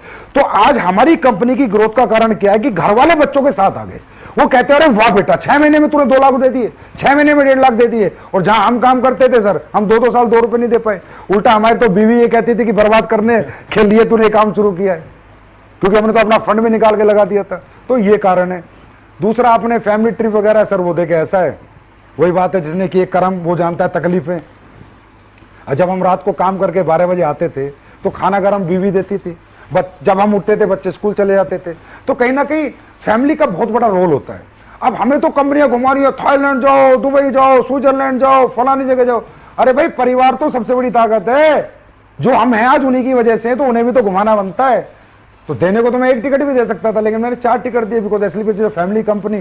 तो आज जब हमारे लोगों के माँ बाप घूम के आते हैं, 20 बच्चे घूम के आते हैं, तो उन लोगों को आते ही कहते हैं अरे भाई वाह क्या काम किया आपने। तो हमने सबको इसलिए घुमाया कि लोगों, उनकी बीवी और बच्चों को लगे कि तुम्हारा पिता या तुम्हारा पति रियली कोई दुनिया की नंबर 1 डायरेक्ट सेलिंग कंपनी में काम करता है, और ये काम सबको करना चाहिए। किसी ने सवाल पूछा है कि हम यहाँ पे करियर लगाना चाहते हैं, लेकिन ये जानना चाहते हैं कि क्या ये मैथमेटिकली कैलकुलेटेड है जिससे कि अपना करियर यहाँ पे लगाया जा सके। देखिए, बिल्कुल जिसने भी सवाल पूछा बहुत जेन्युइन सवाल है। अगर कंपनी को अगले 100 साल तक चलना है, 200 साल तक चलना है, 500 साल तक चलना है, तो सिर्फ फिगर से काम नहीं चलेगा। मैथमेटिकली कंपनी को 100% कैलकुलेट होना पड़ेगा। हमारा plan 100% mathematically percentage wise calculated है, और कंज्यूमर अफेयर्स में ये प्लान हमारा जमा है, हो चुका है। और अभी मैं सबके लिए बता दूं, सब लोग सुने कि आने वाले समय में डायरेक्ट सेलिंग गाइडलाइंस के आई थी, अभी रूल आ रहे हैं। रूल मतलब कानून आ रहा है, और कानून में साफ साफ लिखा हुआ है, वो लोग भी सावधान हो जाएं जो इधर उधर चिल्लर पिल्लर कंपनियों में घूम रहे हैं। साफ साफ लिखा है कि मैथमेटिकली कैलकुलेशन आपको रूल्स आने के बाद अपने पेपर्स जमा जब आप कराओगे तो आपको देना पड़ेगा, परसेंटेज वाइज आपको पैसा बांटना पड़ेगा। आप कुछ भी नहीं लिख के दे सकते 1000 रुपए का पेयर दे रहा हूं, 2000 का दे रहा हूं, 5000 यहां मिलेंगे, नहीं, मैथमेटिकली लाना पड़ेगा, क्योंकि ये तो रूल्स में है सर। और हमें आज एसलीपीएस एक ऐसा ब्रांड है जहां जिसकी तरफ सरकार भी इज्जत से देखती है कि हाँ अच्छे लोग अच्छा काम करते हैं, तो हम सरकार के खिलाफ भी काम नहीं कर सकते। तो सीधी सी बात है, सरकार ही मैथमेटिकली मांग रही है तो हमें मैथमेटिकली में आना है। हम आ चुके हैं और हमेशा रहेंगे भी। जिंदगी जीने में उतार चढ़ाव बहुत आते हैं, कभी चढ़ाव भी होता है, कभी उतार भी होता है, लेकिन वजह क्या है कि एसलीपीएस वेलनेस लास्ट 6 साल से एक एक्सपोनेंशियल ग्रोथ पे चल रही है। इसकी वजह कोई आप किस चीज को मानते हैं? इसकी वजह हम आपको मानते हैं। नहीं, ये तो सर आपका बड़प्पन है। इसकी वजह हम जनता को मानते हैं, जनता जनार्दन को मानते हैं, हाथ जोड़ के प्रणाम करते हैं। वो कस्टमर हमारे जो खुश हैं और वो लीडर जो हमारे खुश हैं, और वो प्रोडक्ट हमारे जिन्होंने वो रिजल्ट दिए मार्केट में, जिससे आज ये इज्जत मान सम्मान आपका प्यार मिलता है, और हर दिन हम आगे बढ़ते हैं। मेरे के मतलब रोंगटे खड़े हो रहे हैं बताते हुए कि जब लॉकडाउन शुरू हुआ था, जिस सेल पे हम थे, पिछले हफ्ते हमने वो सेल क्रॉस कर दी। अब इसे क्या बताऊं मैं, अब कई बार तो मुझे भी समझ नहीं आता कि ये कैसे हो रहा है। लगता है महाकाल बाबा है, भगवान या अल्लाह खुदा गॉड वाहेगुरु कर रहे हैं और लोग कर रहे हैं। और अचीवर्स टेस्टिमोनियल हैं, उनसे भी ग्रोथ है कि जो लोग बेचारे कहीं कामयाब नहीं हुए थे वो 2-2 साल में कामयाब हो गए, उन्हें देख के भी ग्रोथ है। और प्रोडक्ट के रिजल्ट सबसे बड़ा हमारा ग्रोथ का कारण है, क्योंकि कस्टमर जब दुआ देगा ना सर किसी भी कंपनी को, तो उसके लीडर भी और वो कंपनी भी दोनों फलेंगे और फूलेंगे। कस्टमर की दुआ बहुत जरूरी है। सर एक सवाल है, आज एसलीपीएस वेलनेस में जितने भी अचीवर हैं, मैक्सिमम लोग फ्रेशर हैं, और दूसरा बहुत सारे लोग ऐसे हैं जो पहले से किसी न किसी डायरेक्ट सेलिंग इंडस्ट्री में काम किया करते थे। लेकिन वजह क्या है कि एक लंबे टाइम तक एक डायरेक्ट सेलिंग ने दूसरी कंपनी में, किसी भी अदर कंपनी में काम करने के बाद वो कामयाबी नहीं ले पाया, जिसके कंपेयर 6 महीने के अंदर वो यहाँ पे अपना वजूद बना पाया और एक बहुत बड़ा रिकॉर्ड बना पाया। ऐसा क्या है? देखिए, सबसे पहले तो किसी भी कंपनी में जो काम करते थे ना, मैं वो कहूंगा जो झोलर कंपनी है, जिनका मतलब हिसाब किताब ही हवा बेचने का है ना, उनके लिए लोग सावधान हो जाएं। भाई मैं एक बात कहता हूं, पैसे ही कमाने हैं ना तो किसी अच्छी कंपनी में काम कर लो भाई, हमारी में मत करो, किसी और में कर लो। अच्छे प्रोडक्ट बेचो यार, कम से कम ये तो सोचो तुम्हारा बाप सीने के 2 बटन खोल के बाजार में निकले कि मेरा बेटा BMW लेके आया है तो दुनिया का भला करके लाया, मर्सिडीज लेके आया दुनिया का भला करके लाया है। ये तो ना कहे तुम हमारे बाप को माँ को लोग, अरे तेरे बेटे ने पूरा गांव लूट लिया, पूरा शहर लूट लिया, ऐसे घटिया प्रोडक्ट बेचे, ऐसे घटिया चीजें बेची जो आज हमारे लोगों के किसी काम की नहीं है। तो मेरा कहने का मतलब है, पहले तो उन लोगों के लिए मैसेज है, भाई अपनी इज्जत से बड़ा पैसा नहीं होता, अपने माँ बाप के सम्मान से बड़ा सम्मान नहीं होता, तो अच्छी सम्मानित कंपनियों में काम करो, बहुत अच्छी अच्छी कंपनी, मेरी में मत आओ, किसी और में चले जाओ, लेकिन अच्छी कंपनियों में जाओ। अब जो लोग वो 5-6 साल से कामयाब नहीं हुए सर, और यहां कामयाब हो गए, तो मेरा आपसे क्वेश्चन है कि वहां कामयाब क्यों नहीं हुए, यहां कामयाब हो गए, उनमें कोई कमी थी क्या? अगर कमी होती तो वहां भी कामयाब नहीं होते, यहां भी नहीं यहां होते। भी नहीं होते। मतलब कमी उनमें नहीं थी, कमी प्लेटफॉर्म में थी, कमी प्रोडक्ट में थी, कमी पे आउट में थी, कंपनी मैनेजमेंट में थी, कंपनी ट्रेनिंग सिस्टम में थी, कंपनी लीडरशिप में थी। वो सारी चीजें उन्हें यहां पर मिली। उनको यहां पर देखो, डायरेक्ट सेलिंग में लीडर पैसा कब कमाएगा? जब कस्टमर उसके प्रोडक्ट को प्रमोट करेगा, ना कि नेटवर्कर। कस्टमर, मुझे डायबिटिक प्रॉब्लम है, मुझे प्रोडक्ट से फायदा हुआ, मैंने अपने 4 दोस्तों को बोला भाई डायबिटीज का प्रोडक्ट लेना है, एसलीपीएस का ले लो, बड़ा अच्छा प्रोडक्ट है। मतलब जो बिजनेस नहीं कर रहा है वो भी हमारा बिजनेस कर रहा है, तभी तो पैसा कमाएगा, तभी तो एक्सपोनेंशियल ग्रोथ होगी, तभी तो। अब क्या हुआ, ना तो मुझे उसे ट्रेनिंग देनी पड़ी, ना 8 स्टेप, ना 12 स्टेप, ना 13 स्टेप, ना कोई मोटिवेशन देना पड़ा। उसको तो पता ही नहीं चला कि मैंने तो प्रोडक्ट ही दिया था ना, उसको तो यही नहीं पता डायरेक्ट सेलिंग है। डायरेक्ट सेलिंग क्या है, प्रोडक्ट ही दिया था ना, और उसने 5 आदमी को प्रोडक्ट बिकवा दिया, लीडर ने पैसे कमाए, हाँ है ना। तो सबसे बड़ा रोल होता है प्रोडक्ट का। फिर प्रोडक्ट के बाद पे आउट, कि प्रोडक्ट कितना ही अच्छा क्यों ना हो, अगर आपको पे आउट अच्छा नहीं मिलेगा तो बेचोगे कैसे? पेट्रोल चाहिए, मोबाइल का बैलेंस चाहिए। फिर होता है मैनेजमेंट, फिर होते है टॉप लीडरशिप। तो आज कंपनी की हमारी जो टॉप लीडरशिप है, उसको सल्यूट है मेरा कि वो इतने अच्छे, इतने ईमानदार लोग हैं। महिपाल सर जैसे, रामवीर सर जैसे, शिव कुमार जी जैसे, कुणाल जैसे, दलीप जैसे, अमित दुबे, अनुज जैसे अच्छे लोग हैं कि इन लोगों की जो लीडरशिप है वो लाजवाब रही है। और हमारी कंपनी का केयरिंग नेचर जो है, पता नहीं मैं कितनी केयर आप लोगों की करता हूं, वो आप लोग जाने, पर मेरे लिए एसलीपीएस का हर एक सदस्य अपने परिवार से बढ़कर है, अपने बच्चों से बढ़कर है। तो कंपनी का केयरिंग नेचर होना चाहिए, यूज एंड थ्रो का सिस्टम नहीं होना चाहिए कि सालों का इस्तेमाल करो, माल कमाओ, फिर लात मार दो। वो हम कभी नहीं करते, वो काम हम कभी नहीं करते, ना करते थे। तो ये सारे कारण है सर। सर एक मोहन आंजना भीनमाल है, इन्होंने पूछा है क्या कंपनी जिंदगी भर चलती रहेगी, हम कैसे आश्वस्त रहें, और आप अपनी फ्यूचर प्लानिंग और विजन बताना चाहेंगे? देखिए, कंपनी जिंदगी भर चलती रहेगी, ये आप ये सवाल मुझे आपसे पूछना है कि आप चलाते रहोगे? आप लोग चलाते रहोगे तो चलती रहेगी भाई। कंपनी कभी बंद नहीं हो सकती, कभी भी बंद नहीं हो सकती। 2-3 कारण है महिपाल सर। नंबर एक कारण, जब कंपनी का प्रोडक्ट बिकना बंद हो जाए, तो क्या हमारा प्रोडक्ट बिकना बंद हो सकता है? इसकी डिमांड बढ़ेगी। बढ़ेगी। क्लियर है? लॉकडाउन में टर्नओवर ज्यादा हो रहा है तो आगे तो बढ़ना ही है। क्लियर है? टॉप के प्रोडक्ट है, आज लॉकडाउन में तो हमने रिकॉर्ड तोड़ दिए। बिल्कुल। ठीक है, उसके बाद गवर्नमेंट के टैक्सेस खाएंगे, गवर्नमेंट बैन करेगी, तो गवर्नमेंट के टैक्सेस एसलीपीएस के जिसका दिल करे, अगर कोई हमारी कंपनी में सीए सीएस हो, जाइए भैया ऑनलाइन देखिए हम टीडीएस टाइम से देते हैं नहीं देते, जीएसटी देते हैं नहीं देते, क्या गवर्नमेंट का 5 पैसा हमने रखा है। बड़े बड़े अच्छे प्रोफेशनल लोग हमारी कंपनी में ज्वाइन है, खुद जाके चेक कीजिए, अगर गलत मिलते हैं सर आप फोन करके बताइए, संजीव कुमार सर आप झूठ बोलते हो कैमरे के सामने बैठ के। एक भी रुपया गवर्नमेंट का आज तक मैंने नहीं रखा, पहले देता हूं 2 दिन पहले, तो गवर्नमेंट का पैसा नहीं रखूंगा तो गवर्नमेंट मुझे कभी डिस्टर्ब नहीं करेगी। जो डायरेक्ट सेलिंग के रूल्स हैं वो सारे हमारी कंपनी में फॉलो होते हैं, इसलिए हमारी कंपनी थोड़ी स्ट्रिक्ट है। आपने देखा होगा केवाईसी प्रोसेस, ये प्रोसेस, वो प्रोसेस, ज्वाइनिंग प्रोसेस सब स्ट्रिक्ट है। क्यों? पूरे 100% रूल फॉलो करते हैं गवर्नमेंट का, कंज्यूमर अफेयर्स का। अपग्रेडेशन कंपनी का टाइम टू टाइम करते हैं। और भैया अगर कंपनी को जाना ही होता तो कंपनी इतनी बड़ी बड़ी मैन्युफैक्चरिंग यूनिट क्यों लगाती है? मैंने पहली जो यूनिट बनाई थी उसमें लगाए थे मेरे ख्याल 12 करोड़, फिर अभी जो यूनिट बनाई है उसमें लगाए 7-8 करोड़, और अब एक यूनिट आपकी और बन रही है जो 50 करोड़ की बन रही है, जो इस साल बन के तैयार होगी। 50 करोड़ 50 करोड़ महिपाल जी जयपुर में बन रही है। मतलब आप ये देखिए 2200 9 दूनी 18,000 1 लाख स्क्वायर फीट की, 1-1.5 लाख स्क्वायर फीट की फैक्ट्री बन रही है बड़ी। इस फैक्ट्री को हम बना रहे हैं बाहर की कंट्रीज के लिए। बाहर की कंट्रीज में जो हमारा प्रोडक्ट जाएगा, क्योंकि वहां पैकेजिंग के कई लफड़े हैं, तो पैकेजिंग अच्छी हो। तो कहीं ना कहीं आप ये मैसेज दे रहे हैं कि आने वाले टाइम में हम विदेशों में भी काम करेंगे। तो मैं 50 करोड़ रुपए की फैक्ट्री क्यों बना रहा हूं? इसलिए बना रहा हूं, आके कोई भी आओ जयपुर में देखो, पहली छत डल चुकी है, दूसरी डलने वाली है अभी। कितनी बड़ी फैक्ट्री बना रहा हूं। तो अगर मैं 3 फैक्ट्री बना रहा हूं, अच्छा ये बताओ, ये 10-12 करोड़, ये 6 करोड़, ये 50 करोड़, ये 60-70 करोड़ रुपए थे, तो मैं प्लॉट खरीद लेता, फ्लैट बना लेता, गाड़ियां खरीद लेता, विदेशों में अपनी प्रॉपर्टी खरीद लेता। अगर मेरा विजन ही ना होता, मैं फ्यूचर ही ना देखता, मैं और कंपनियों की तरह, अब वो और कंपनियां बोलती हैं अपनी मैन्युफैक्चरिंग यूनिट लगाने का क्या मतलब है? अबे मतलब है ना, खर्चा करना पड़ता है, साला लगा के दिखाओ, लगा के दिखाओ। इधर उधर से माल ले रहे हो, अपना कुछ है क्या? अपना कुछ ला के दिखाओ, अपना माल बना के दिखाओ, पैसा लगेगा। 70 करोड़ लगाया इधर, 70 करोड़ विदेशों में इन्वेस्ट कर देता संजीव कुमार, लेकिन नहीं, ये जनता की कंपनी है, मैंने जनता के लिए बनाई है, पब्लिक के लिए बनाई है, और हमेशा पब्लिक के लिए ये कंपनी जिंदाबाद रहेगी, और मैं ऐसे ही पैसे खर्चा करता रहूंगा। तो 3 यूनिट बनाई है, 70 करोड़ लगाए हैं, तो इसका मतलब फ्यूचर है, विजन है, चलना है, लोगों को कैरियर देना, भविष्य देना, इसलिए तो लगाए। कंपनी का ये मैनेजमेंट देखा आपने। और एक कंपनी बंद होने का एक सबसे बड़ा जो कारण होता है महिपाल जी, राज की बात है, अगर इधर उधर इल्लर पिल्लर कंपनी में काम करो तो उन डायरेक्टरों से जाके पूछ भी लेना कभी।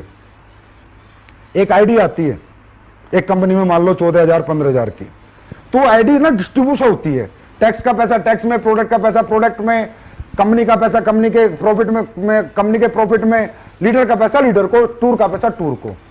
जो कंपनी पब्लिक का पैसा खाने लग जाती है उसका बंद होना निश्चित है। और 99% ये झोलर कंपनी जितनी है 99% खाती हैं। जो आजकल के बच्चे खोल के बैठ रहे हैं ना, इनका यही काम है, क्योंकि पैसा आता बहुत है, बैंकों में बड़ा पैसा दिखता है, और ये कहते तो हमारा ही है, देना तो है ही नहीं। ऐसे नहीं होता, ऐसे ही ये कंपनियां चल नहीं पाती। अब जैसे मैं अपने बताता हूं, एसबीआई बैंक में मेरा अकाउंट नंबर में अगर कोई चेक कर सकते तो चेक कर लेना, कंपनी के टूर के पैसे हैं। आईसीआईसी बैंक में sales incentive, sale performance, government के टीडीएस के पैसे हैं।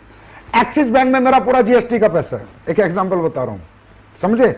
एचडीएफसी में मेरा प्रोडक्ट के वाले को पैसा जाता है, और कोटेक का जो अकाउंट है वो मेरा है, मेरा प्रॉफिट आता है। इस तरह हम डिस्ट्रीब्यूट कर देते हैं, आपके 100 एसपी आते ही ऐसे बांट देते हैं।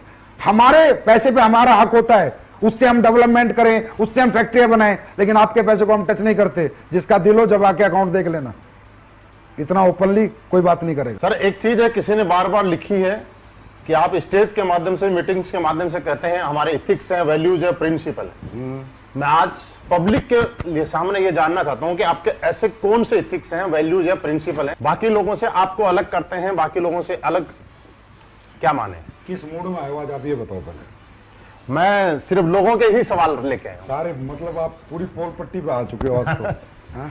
मौका कभी कभी मिलता है। महिपाल जी, हमारे एथिक्स और वैल्यूज अलग हटके हैं। जो आज तक 20 साल 25 साल से जो त्रस्त रहे हैं, नेटवर्कर परेशान रहे हैं, कंपनियों से तकलीफें रही हैं ना, वो तकलीफें देखो हमने प्रोडक्ट से, पे आउट से दूर की हैं, और अपने कुछ प्रिंसिपल से दूर किए हैं। जैसे मैं एक पहला प्रिंसिपल बताता हूं, आप कई कंपनियों में देखोगे पूरा स्ट्रक्चर का स्ट्रक्चर शिफ्ट हो जाता है एक सीनियर अपलाइन के कहने से। कंपनी का एक टॉप अपलाइन जिसका धंधा सबसे ज्यादा आता है, वो डायरेक्टर को आता है, जाके डराता है, ये बंदे का धंधा इधर कर दो। डायरेक्टर कहता है भाई साहब हाँ, क्योंकि तुम्हारे धंधा सबसे ज्यादा आता है, तुम्हारे सलूट हम कर देंगे। इधर ऐसा नहीं चलता। हमारी कंपनी में अगर आपने अपनी आईडी ग्रीन करा दी, इस पूरी पृथ्वी पर कोई ताकत नहीं है उस आईडी को डीएक्टिवेट करा दे बिना आपकी मर्जी के। आपका मर्जी नहीं, मेल नहीं चलती, आपका स्टैंप पेपर होता है, 100 रुपए का नोटरी होके आपका साइन मैच होता है कि ये आदमी जो एक्टिवेट करा रहा है यही है, कोई और है। एक आईडी की मैं ताकत बता रहा हूं, एक आईडी नहीं है, एक आदमी का फ्यूचर है सर, यहाँ कैरियर है। ऐसे तो कल को कोई भी लीडर घमंड में आके किसी को लड़ाई हो जाए तो किसी को भी बर्बाद कर देगा, तो वो बर्बाद हमारे यहाँ कोई लीडर किसी को नहीं कर सकता, कोई शिफ्टिंग नहीं कर सकता, क्रॉस लाइनिंग यहां पर नहीं होती। आपने भी देखा होगा, 4-5 साल से आप हमारे साथ हो, क्रॉस कितना ही बड़ा लीडर हो, कितना ही बड़ा बिजनेस दे रहा हो, मुझे कोई बिजनेस से लेना देना नहीं, बात है लोगों की जिंदगियों की। क्रॉस लाइनिंग नहीं होगी जब तक रियल, हाँ कोई ऐसा केस है कोई छोड़ छाड़ के चला गया, उसके लोग फिर आना चाहते हैं, वो एक अलग बात है, लेकिन अगर रियल इथिकल बंदा है उसके साथ कभी भी गलत नहीं होगा। हमारे यहाँ कोई रिन्यूअल फीस नहीं हुई, पहले दिन से कोई रिन्यूअल हमने नहीं लिए हमारे यहाँ पर। और तो छोड़ो सर, फ्रेंचाइजी लेने वाले लोग हैं ना, कोई सिक्योरिटी फीस नहीं लेते हम। अच्छा, हाँ जी। और फ्रेंचाइजी के एग्रीमेंट में ये लिखते हैं कि भाई तेरा प्रोडक्ट बिकता है तो ठीक, नहीं बिकता तो 1 साल बाद देके जा, पैसे लेके जा। 5 पैसा लायबिलिटी एसलीपीएस वेलनेस पे हिंदुस्तान में कोई नहीं कह सकता। ये हमारे एथिक्स हैं। हमारे एथिक्स हैं कि अगर आप हमारी कंपनी छोड़ के भी चले जाते हो तो भी हम आपको फोन करके आपका सारा बचा हुआ पैसा देते हैं। अगर आप टूर पे, तो अगर मान लो आप छोड़ के चले गए, हम तो आपको टूर पे नहीं लेके जाएंगे, लेकिन टूर का पैसा देंगे आपको बुला के। भाई साहब आप चले गए, आपको हमारी कंपनी अच्छी नहीं लग रही, आप दूसरी कंपनी में चले गए, भाई साहब आपने हमारे यहाँ जो मेहनत करी है ना, आप अपना मेहनताना लेके जाओ, कोई बात नहीं, आप चले गए, आपका हमारे साथ दिल नहीं लग रहा, पर हम आपका हक का पैसा कभी नहीं खाएंगे। ये एसलीपीएस है सर, ये एथिक्स है, ये प्रिंसिपल है, ये वैल्यूज है हमारी, जिनके साथ कोई कॉम्प्रोमाइज नहीं होता। आपको पता है आप कंपनी के टॉप अचीवर हो, क्या रियली आपने कभी प्रयास किया किसी की क्रॉस लाइनिंग कराने का? नहीं कभी किया मन में? क्योंकि आपको पता हो ही नहीं सकता। तो आपने तो खैर, आप तो बहुत अच्छे आदमी, आप तो कर ही नहीं सकते, लेकिन और बहुत लीडरों ने प्रयास किया, लेकिन उन्हें रास्ते में नेगेटिव रिजल्ट। नहीं हो सकता भाई। अगर किसी के 2 लाख चल गए और वो भैंस भी चराएगा ना, तो भी हमारे यहां से चेक जाता है। और कंपनियों में क्या होता है, लीडर आते हैं आगे बोलते हैं सर वो तो भैंस चरा रहा, उसके 2 लाख चल रहे, पैसे आ रहे, इसकी आईडी बंद करो, इसको ऐसे करो। हम बोलते हैं भाई जब वो आया था ना तो तुमने यही कहा था कि अगर तेरे 2 लाख चल गए तो तेरी जिंदगी बदल जाएगी। अब बेचारे की बदल गई तो यार तुम्हें क्या तकलीफ है? तो दोस्तों निश्चिंत रहो, आपकी आईडी आपकी है, इसे कोई भी हिला नहीं सकता। एक संजय कुमार है, एक मनीष जयपुरी है जो पूछते हैं आज एसलीपीएस की कॉपी मार्केट में बहुत आ रही है उनके बारे में क्या कहना चाहेंगे आप? देखो आप यहां तक कि लोगो भी बना रहे हैं उसमें भी कॉपी, फोल्डर बना रहे हैं उसमें भी कॉपी, डब्बे का डिजाइन बना रहे हैं उसमें भी कॉपी। भैया तो मान ले भाई हम हिट हो गए है ना। कॉपी किसकी होती है? जिसमें कुछ होता है, जिसमें कुछ होता है, ओरिजिनल है हम। देखिए कॉपी करने वालों को मैं सलाह दूंगा कि आप अपने खुद के आइडियाज लाएं, ऐसे आप बड़े नहीं बन पाएंगे, आप लोगों का फ्यूचर खराब कर लेंगे, लोगों की जिंदगियां खराब कर देंगे। आप वही खेल खेलेंगे जो आज से 20 साल से लोग खेलते रहे और डायरेक्ट सेलिंग इंडस्ट्री बदनाम होती रही, क्योंकि आप लोगों ने भागना ही भागना है। अब नहीं तो क्योंकि हमारी कॉपी हो नहीं सकती महिपाल जी। पहली बात, हमारी कॉपी करने के लिए 4-4 मैन्युफैक्चरिंग यूनिट लगाओ, हमारी कॉपी करने के लिए हमारी प्रोसेसिंग लाओ, हमारी कॉपी करने के लिए हमारे प्रोडक्ट में क्वालिटी लाओ, वो क्वालिटी दो जो हम देते हैं, दे के दिखाए कोई। ट्रेड सीक्रेट हमारे पास है ना, हम कैसे प्रोडक्ट बनाते हैं, फॉर्मूला हमारे पास है ना। पेप्सी को कोई कॉपी कर पाया आज तक? आज तक नहीं कर पाया। एप्पल को कर पाया कोई आज तक? बड़े बड़े बिरले बैठे हैं, क्यों? फिर भी लोग एप्पल के दीवाने हैं। अगर पीछे सेब कटा हुआ मोबाइल पे चिपकाने से हर आदमी एप्पल बन जाता तो फिर तो सभी साले एप्पल बन जाते। एप्पल की शक्ल के कुछ मोबाइल आए थे तो शायद बंद भी हो गए, है ना। तो एप्पल नहीं बन सकते ना, तो आप एसलीपीएस तो बन ही नहीं सकते ना। तो आप कितनी मर्जी कॉपी कर लो। अच्छा, कॉपी करने से होता क्या है कि जो बेचारी, वही मैंने कहा ना, वो बच्चा जो पहली बार सेमिनार देखा है, नया नया आया है, वो नहीं ना समझ होता है। उसको दिखाओ देख कैसे प्लान है, जैसा एसलीपीएस कैसे प्रोडक्ट है, वो बेचारा बेवकूफ बन के घुस जाता है। ट्रेड सीक्रेट हमारे पास है, ठीक है। अब हमारा प्लान कॉपी कर लिया भाई, मैथमेटिकली कैलकुलेशन लाओ। अब कॉपी करना आसान है, देना मुश्किल है ना। अरे तुम लिख दोगे, लिखना आसान है, पर देने में हाथ कांपते हैं। वो मैं कहता हूं ना, वहां जिगर नहीं चाहिए, जिगरा चाहिए। तो भाई क्या तुम इस कैपेबल हो, इतना पैसा दे सकते हो जितना लिखते हो? बस कॉपी एसलीपीएस का वो छाप दिया फोल्डर, और अच्छा कई कंपनी तो ऐसी है 19वां लेवल, 20वां लेवल। अरे भाई पहले 10-20 लेवल देते तो। और दूसरी बात है, इनका आश्रय भी बुरा होने वाला है। अच्छा मैं बता रहा हूं, ऐसी कंपनी का कोई मालिक सुन रहा हो तो ध्यान से सुन। अभी डायरेक्ट सेलिंग गाइडलाइंस में रूल्स आ, उन रूल्स के अंदर मैथमेटिकली कैलकुलेशन चाहिए प्लान में। उन रूल्स के अंदर बहुत सारी चीजें आ रही जो तुम लोग फॉलो नहीं कर रहे, ना तुम कभी कर सकते।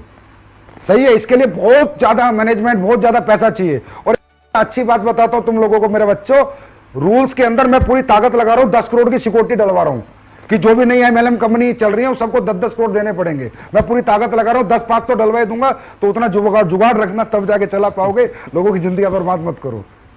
मतलब लोगों के लिए आप डर पैदा कर रहे हो। अरे सर मैं सच बता रहा हूं, रूल्स बन रहे हैं, उनमें सिक्योरिटी लग रही है।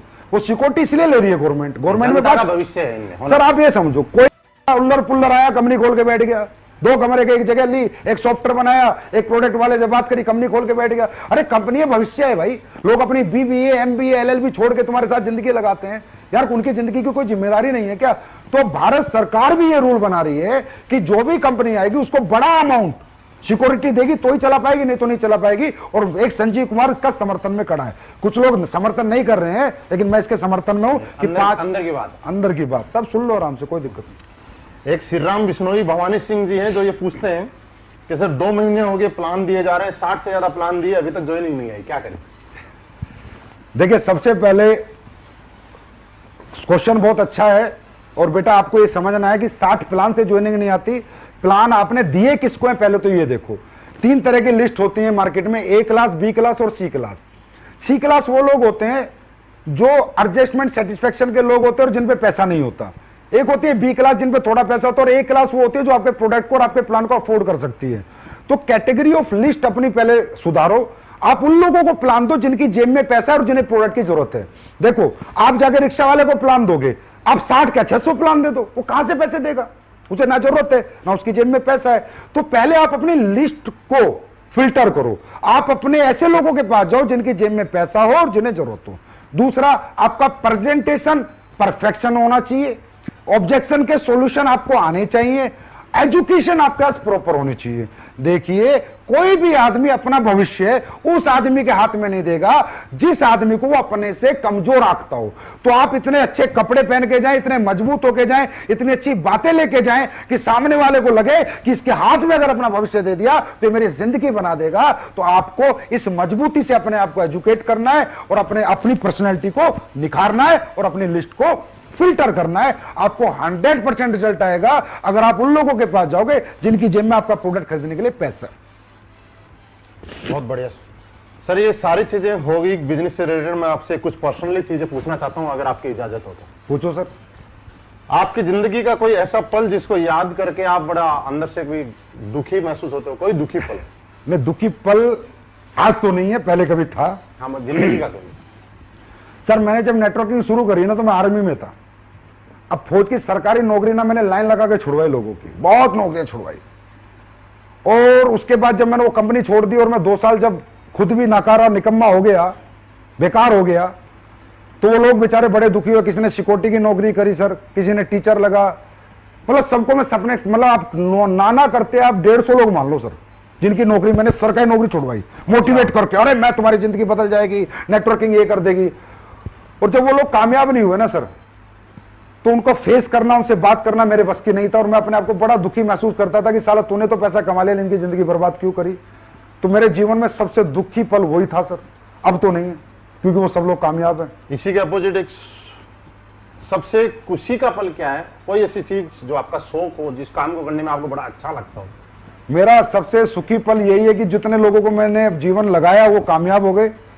और सबसे अच्छा सुख मुझे मिलता है तो जो लोग मेरे को डीपली जानते हैं वो बता सकते हैं, लोगों की सेवा करने में मिलता है, लोगों को प्यार बांटने में मिलता है, किसी दुखी की मदद करने में मिलता है, किसी गरीब की मदद करने में मिलता है। शायद ऐसा कोई व्यक्ति ना हो जिसका मैसेज मेरे फोन पे और उसकी मैंने मदद ना करी हो आज तक। मतलब मुझे जनता की भलाई में मतलब जो मजा आता है वो किसी में भी नहीं आता।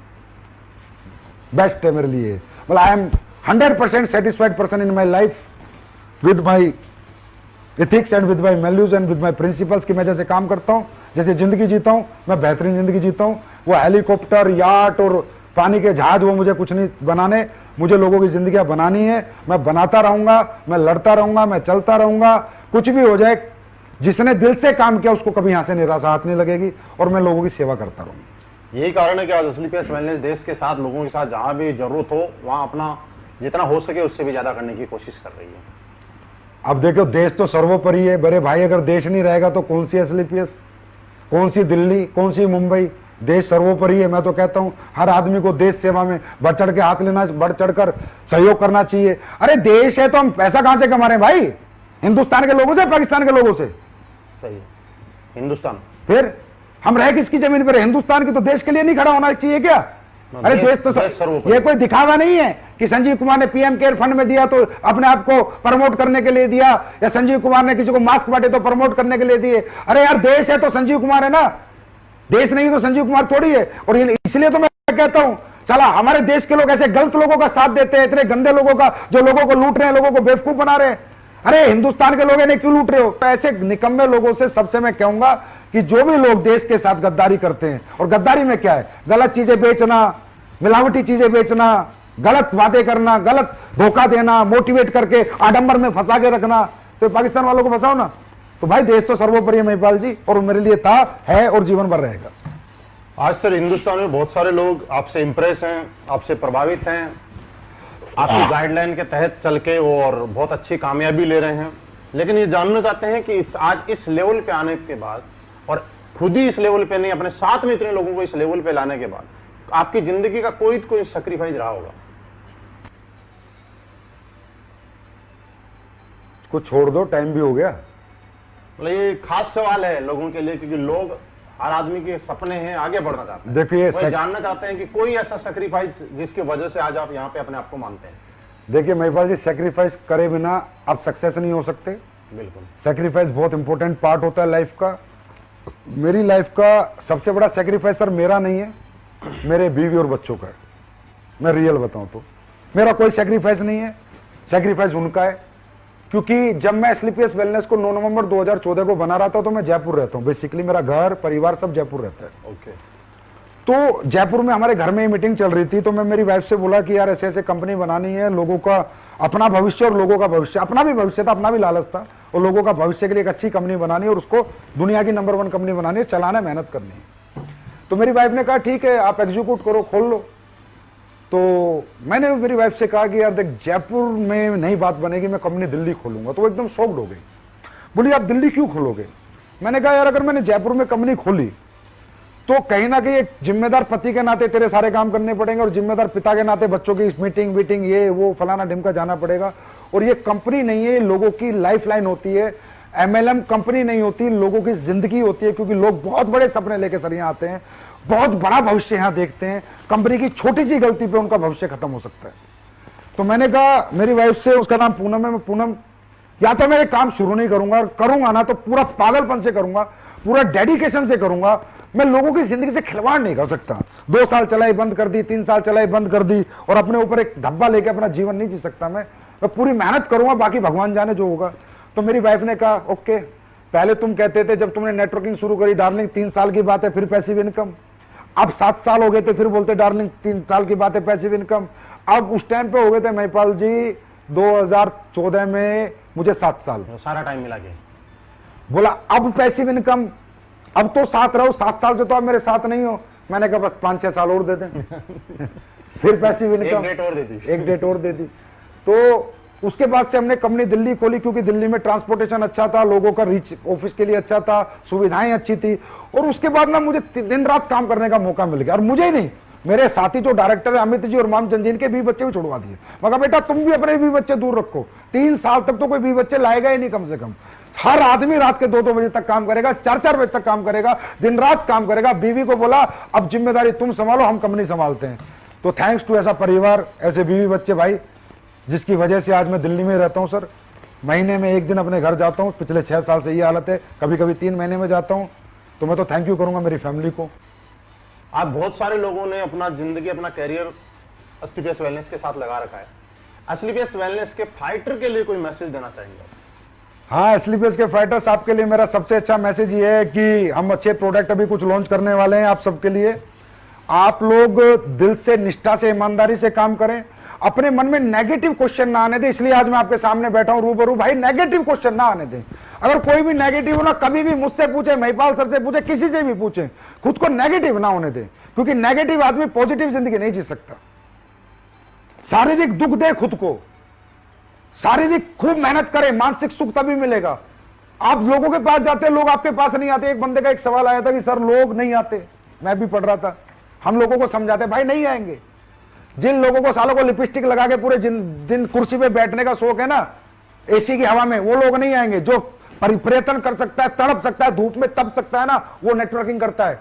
एक बात बता देता हूं, नेटवर्किंग खेल नहीं बच्चों का, तेल निकल जाता है अच्छों का। तो हर आदमी नेटवर्किंग नहीं करता। अब सोचो तुम्हारे यहां पर हमारे ऑफिस में चेक बनाते हैं लड़के लड़की तुम्हारे 2-2 लाख के, 1.5 लाख के, 25 लाख के, उनकी तनख्वाह 15,000 है। 94 लाख तक के भी। 94 लाख तक के उनकी तनख्वाह 15,000 है। क्यों? क्योंकि सुबह आते हैं लिपस्टिक लगा के 10 बजे, फिर आके यहाँ चेयर पे बैठते हैं, कंप्यूटर के सामने टक टक टक टक एसी चल रहा है, चले जाते हैं। जो शरीर को कष्ट नहीं देना चाहते, अपने बच्चों के सपने, अपने परिवार के लिए खुद को तड़पाना नहीं चाहते, वो नेटवर्किंग नहीं करते। जो मतलबी सेल्फिश लोग होते हैं, सिर्फ अपना आराम, अपना सुख देखते हैं, वो नेटवर्किंग नहीं करते। और जो अपनों का सुख देखते हैं दोस्तों, वो नेटवर्किंग करते हैं, शरीर को कष्ट देते हैं। तो नेटवर्किंग वही लोग करेंगे जिनको शरीर को कष्ट दे सकते हैं। तो मेरा एक मैसेज है, शारीरिक दुख दो खुद को अगले 4-5 साल, जीवन भर सुखी रहो। दूसरा, नेगेटिव खुद को होने मत दो। अपलाइन जो बोले वो करो, ब्लाइंड बिलीव करो अपने अपलाइन पर। और हिंदुस्तान में नहीं, मैं पूरे विश्व की गारंटी लेता हूं, बेस्ट टॉप लीडरशिप एसलीपीएस के पास है। और उसके बाद आपके लिए हम एक प्रोडक्ट ये बना दिया, वायरल डॉक, एक अच्छा प्रोडक्ट बनाया आपके लिए, जो अभी कोरोना काल चल रहा है उसमें काफी इफेक्टिव है, काफी फायदा, हाँ काफी फायदा देगा लोगों को। वायरल डॉग है, वायरल डॉग बहुत फायदा देगा लोगों को। भगवान ने चाहा तो जो इसे पिएगा उसको वो वायरस हो ही ना, ऐसा हो सकता है, बाकी ऊपर वाला चाहेगा। बहुत मेहनत करी है, तभी 3 महीने में निकाल पाया हूं। इस पे R&D बहुत हुई है, बहुत मेहनत हुई है। और अच्छे नए प्रोडक्ट हम आपके लिए लेके आ रहे हैं। हैंड सैनिटाइजर हम लेके आ रहे हैं। मार्केट, अब लोग कहते हैं ना सस्ता, जब मुझे लगता है कि देश का कोई ऐसा प्रोडक्ट जिसपे मुझे प्लान व्लान में पैसा भी नहीं बांटना, जिसमें मुझे सिर्फ लोगों की जरूरत पूरी करनी है। सैनिटाइजर बताता हूं, 500 ml का सैनिटाइजर ला रहा हूं 240 रुपए में, 240 रुपए में। अरे बात सस्ते महंगे की नहीं होती, बात इथिक्स की होती है, प्रिंसिपल की होती है। अगर मैं कुछ ला सकता हूं तो लाऊंगा। साबुन ला रहा हूं आपके लिए, ऐसी साबुन, एक बार नहाओगे ना बेटा तो दोबारा दूसरी साबुन यूज नहीं करोगे, नहीं करोगे, नहीं करोगे। ये मैं बोल रहा हूं, जब आ जाएगी तब मैं दिखा दूंगा। वही पेस्ट और तुलसी वाला हाल होगा। उसके बाद इम्यूनिटी ड्रॉप ला रहा हूं, चलते फिरते कहीं भी इम्यूनिटी ड्रॉप ले लो, आपकी इम्यून सिस्टम को बहुत इनहेंस करेगी। च्यवनप्राश ला रहे हैं कंपनी का, हर्बल मेहंदी ला रहे हैं। तो ऐसे बहुत से प्रोडक्ट है महिपाल जी जो हम अगले 1 महीने में लॉन्च कर देंगे। सुपर प्रोडक्ट लेके आ रहे हैं।